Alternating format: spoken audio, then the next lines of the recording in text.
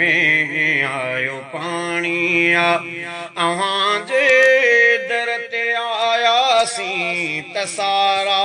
सूर विसरी विया करारनि में हुआसीं अॼु करारनि जी पुॼाणी आ पीरी प्यारा अव्हां खां अॼु असांजी मोकिलाणी आ विछोड़े जे अचण खां अॻु अखियुनि में आयो पाणी आ अव्हां सां आशिक़ी अहिड़ी इबादत था मञूं नखे अव्हां जे यादि में तड़पण बेराहत था मञूं नखे अव्हां वटि रब पहुचायो इनायत था मञूं नखे अव्हां जी सिकञा साॻी अमानत था मञूं नखे अव्हां जे शहर जी ख़ुशबू असांजे रूह माणी आ पीरी प्यारा अव्हां खां अॼु असांजी मोकिलाणी आ विछोड़े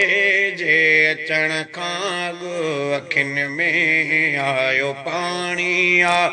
अव्हां जे दर ते आयासीं त सारा सूर विसरी विया करारनि में हुआसीं अॼु करारनि जी पुॼाणी आ पीरी प्यारा अव्हां खां अॼु असांजी मोकिलाणी आ अव्हां जे साए रोज़े ॾे अक़ीदत सां निहारियोसीं निहारींदे निहारींदे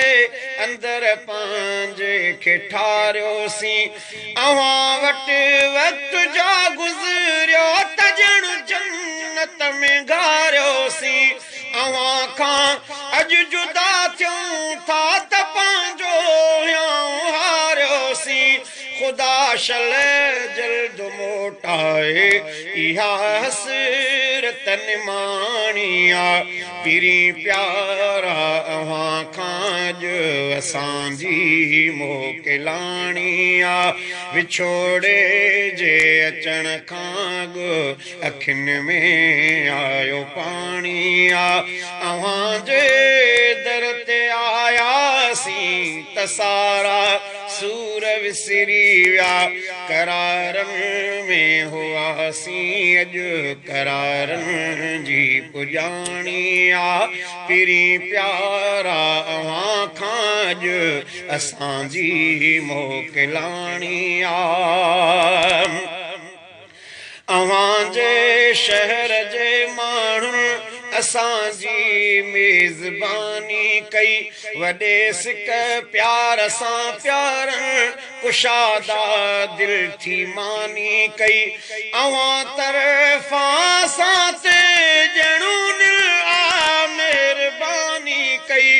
असां माण्हू किना को जा भलारण खानदानी कई असां परदेस में साईं पर कदुरदानी कई हकीकत हबीबुल्ला न कूड़ी कहाणी आ पीरी प्यारा अव्हां खां अॼु असांजी मोकिलाणी आ विछोड़े जे अचण खां अॻु अखियुनि में आयो पाणी आ अव्हां जे दर ते आयासीं त सारा सूर विसरी विया करारनि में हुआसीं अॼु करारनि जी पुॼाणी आ